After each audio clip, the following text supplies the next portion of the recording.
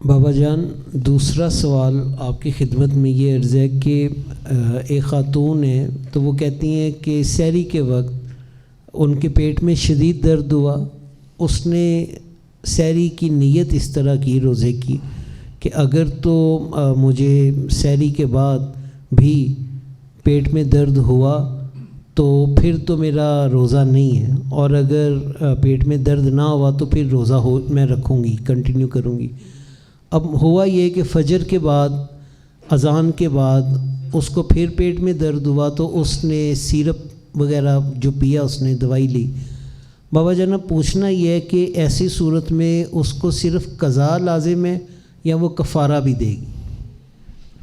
جی، بعض لوگ اس طرح کی نیتیں کرتے ہیں کہ اگر دن میں میرے پیٹ میں درد ہوا تو پھر تو میرا روزہ نہیں ہوگا، یا دن میں مجھے یہ مرض ہوا تو پھر میرا روزہ نہیں ہوگا ورنہ میرا روزہ ہوگا. تو فقہائے کرام کے مطابق جو ہے، اگر اصل نیت میں ہی شک ہو تو اس صورت میں وہ شخص سرے سے شروع سے روزہ شروع کرنے والا ہی نہیں کہلائے گا. کہ اگر سحری کے بعد میرے پیٹ میں درد نہ ہوا تو میں روزے سے ہوں، اور اگر یا وہ تکلیف اگر مجھے ہوئی تو میرا روزہ نہیں ہے جون سا.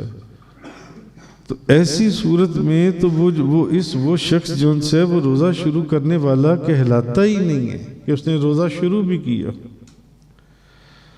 تو اس صورت میں وہ اس کا روزہ شروع ہی نہیں ہوا جس کی قضا یا کفارہ اس پر لازم ہو.